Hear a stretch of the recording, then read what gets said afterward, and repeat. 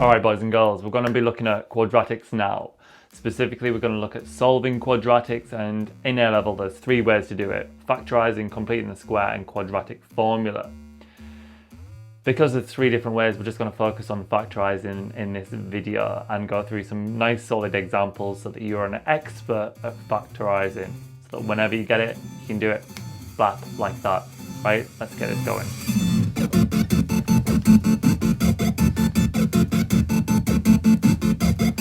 Right, before we go any further, I want us to be really clear on what it means to solve something. Like, actually, what does that mean? If you get an exam question and it says solve, what does it mean? Well, I'll tell you what, I'll write it in function notation so you can revise a bit of function notation at this time. Let me write this. Right, what we've got here is function notation. Find x such that f of x is equal to 0, the function of x is 0. So the value of x, which makes the function of x equal to 0 when the function of x is a quadratic. That's it. That's all we need to do. Now, in order to factorise this, we have to remember what it means to factorise. Now, in green pen, I'm going to remind us what factorising means. Remember we looked at prime factors a while ago? Well, we could write 24 as a product of two factors, 12 times 2. What if we had some form of polynomial? Maybe it was 24x. This is a binomial where the constant at the end is just 0. We could write this as two factors, 12 times 2x. More familiarly, we might see it in brackets. If we have it in brackets like that, it means the exact same thing as 12 times 2x. It's just 12 times by whatever's in the bracket. Similarly, let's do one more. Now we've got a full-on binomial here, 24x plus 12. What we could do is take out a factor of 12 from both of those. So then you get 12 times 2x plus 1. Now all that 2x plus 1 is in a bracket, so it's 12 times 2x plus 12 times that 1. And you get that. This is one of the basic things of arithmetic. Sweet. Now, what we need to think about though is that we want to factorise something like that. How can you factorise it? Well, let's look at an example. What we've got here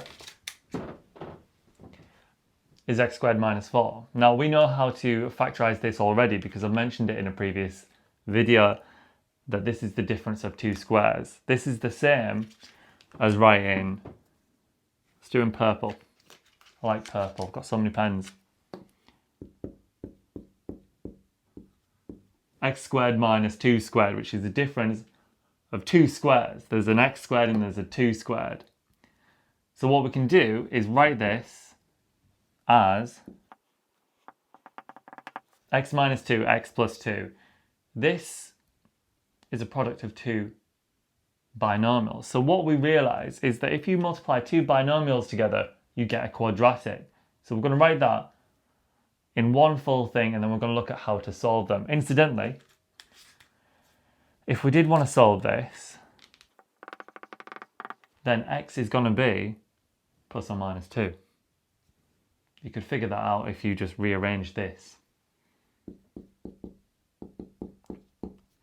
But look at this, you've got a plus 2 here and a minus 2 here, so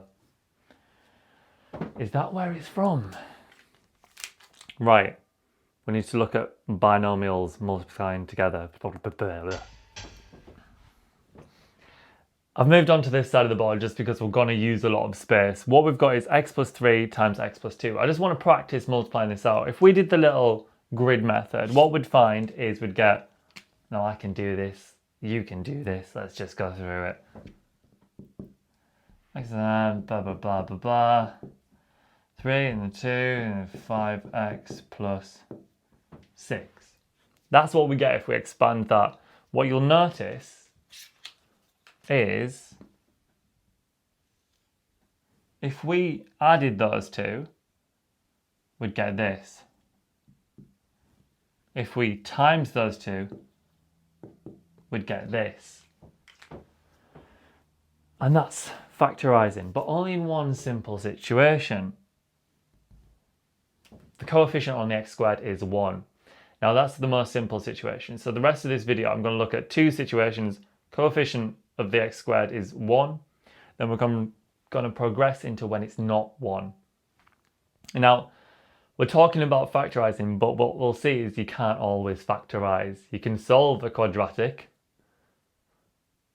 but you can't always factorise. In fact, what we'll see is you can't always solve a quadratic. But what we will know is that there's at most 2 solutions. So let's get on to the heavier stuff. Right, we've got these 3 questions here. We're just going to go through each one really quickly. Now, we're going to start with this one. X squared plus 5x plus 6 equals 0. We already have done this one, so we can go straight in. Now, it's going to be x times x, which is the x squared. X times x is x squared. Now, these 2 numbers must time to get that, but add to get that. So we know it's 2 and 3. And it's both a plus. We know that because we did it there earlier. That's equal to 0. The step for actually where we solve this, though, we have to look at how we can make this equation equal to 0. There's 2 ways of doing it. Method 1 is if this x plus 2 is 0, then you get 0 times x plus 3, which is 0. That's good, that's what we want. The other way is if the x plus 3 is 0. Then we get x plus 2, which we don't know what it is, but we're saying it's not 0. Because if x plus 3 was 0, then x plus 2 can't be 0, because it's 1 different. So that's what we want. So what we get reduced to is 2 very simple situations. Can you see what it is? This, by the way, is a simple thing of arithmetic. This is like the existence of 0. Let me rub this out. So what we get is either this equals 0 or this equals 0. So either x plus 2 equals 0, which implies x is minus 2, obviously, or x plus 3 equals 0, which implies x equals minus 3. Both of those are our solution. If we put either of those into here, it would be true. Minus 2 into that, it would work. Minus 3 into that, it would still work, because you'd get minus 3 squared is 9 plus minus 15, which is minus 6 plus 6, 0. Bada bing, bada boom. So that's how we do these. Let's have a look at this one now.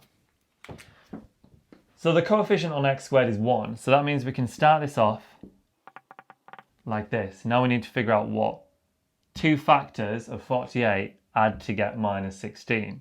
We could just quickly list them if we weren't sure. So 48, let's divide by 2 first. It's 2 times 24, that's not going to work. Does it divide by 3?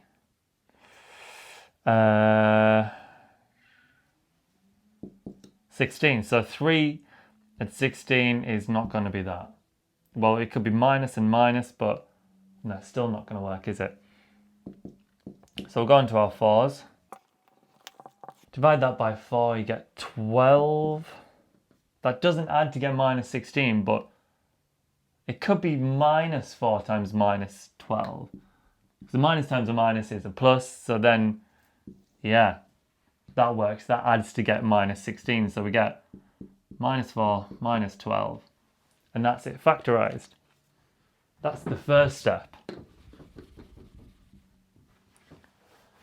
The next step is we're going to do what we did here.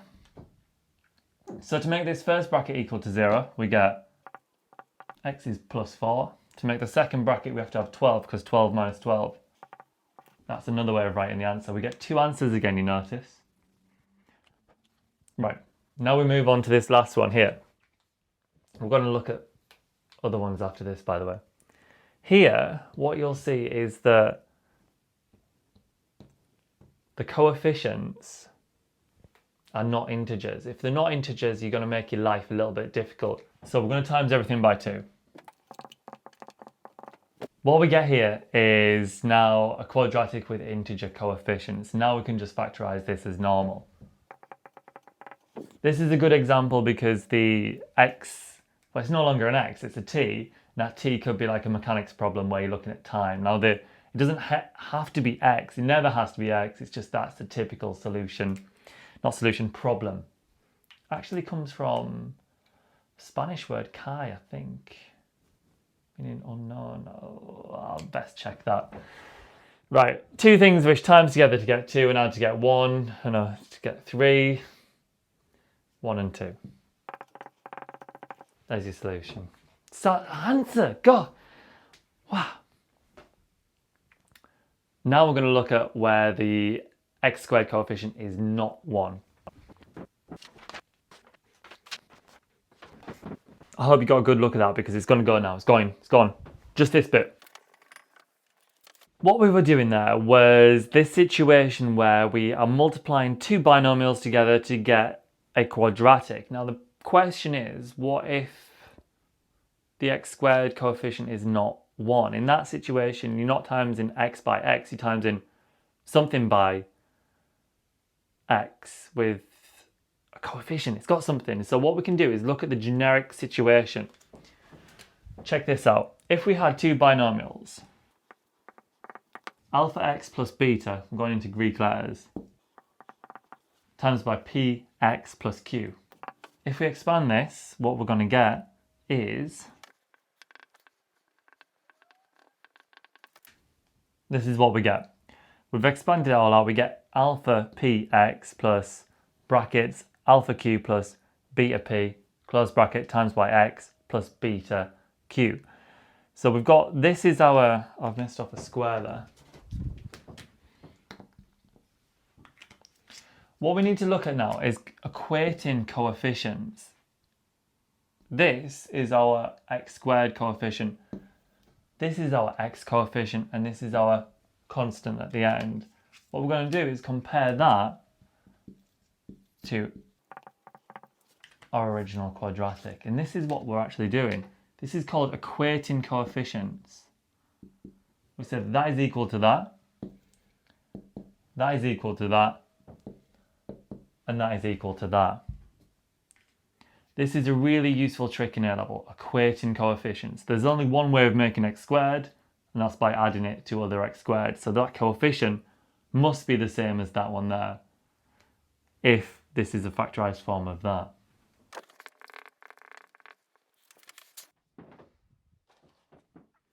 It's time to look at an example, right? We've got this nice example here. It's a little bit more tricky to what we've seen there.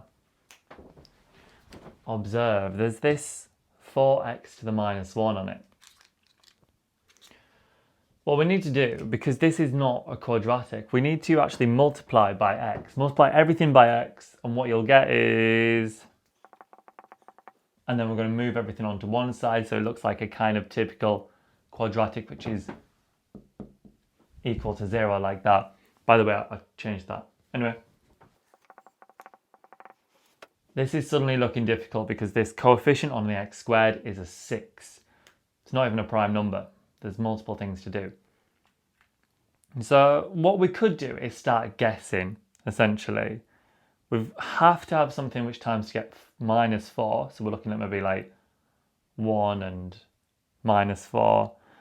But then when it times together with these bits and it adds together, and that gets minus 5. So it looks a bit tricky. Here's the massive tip.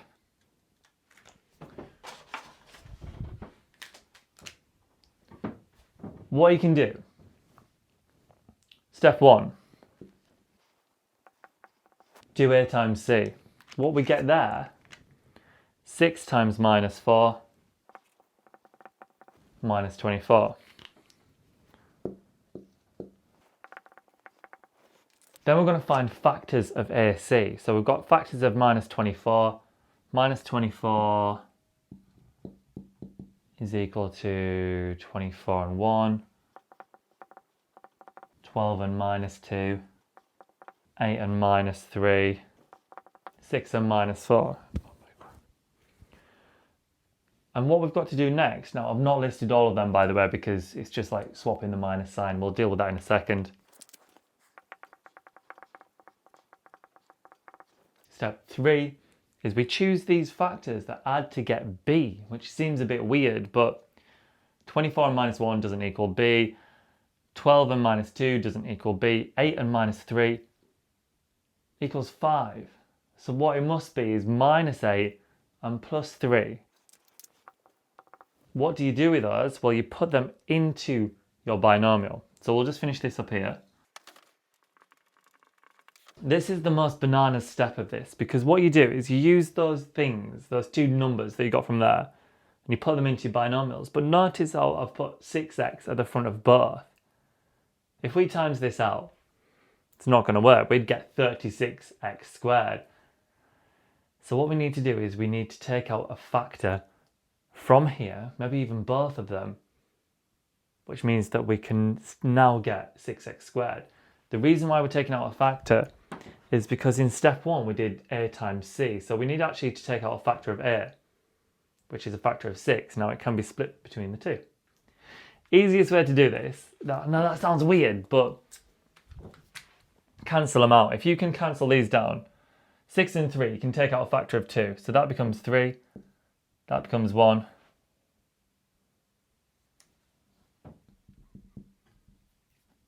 that becomes 2, and that becomes 1. 2 times that is 12x squared, so still not working. So we're going to do another cancellation. This is a factor of 2, 3, now that becomes minus 4. What you end up with, now you might be asking, what do you do with those factors you took out? You just throw them out. They were never there.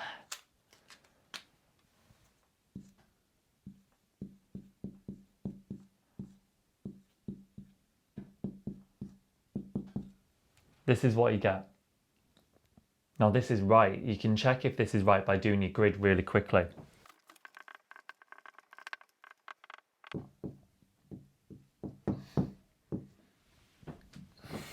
So this is right.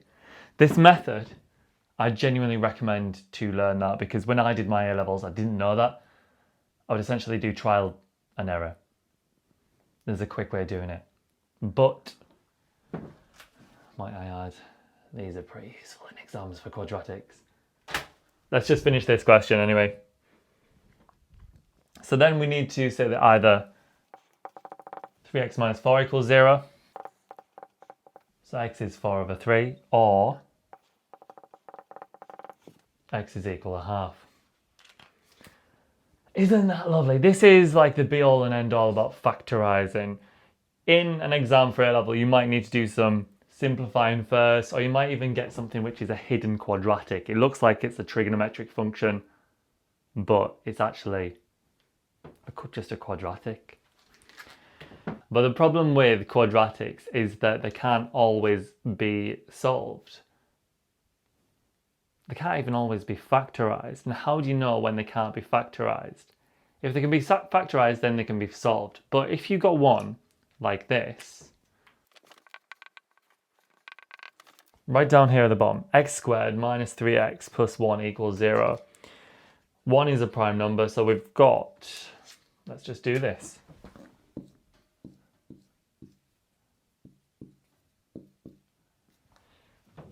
To get x squared, we have to have x and x. To get 1, we must have 1 and 1, or minus 1 and minus 1. So it must be a, well, that's a minus number, so it must be minus 1 and minus 1, which when you add that, it gets minus 2. So it can't be factorised. Not saying that it can't be solved though, because you could do completing the square or the quadratic formula. And if you put it in your class whiz, you're going to find an answer. So let's just write that down.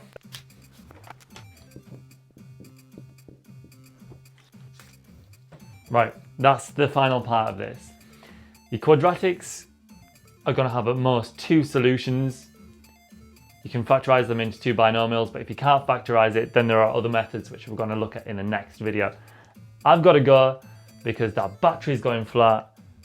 This is it anyway. So next video, we're going to continue quadratic solving, but we're going to look at completing the square. Yes! Finally.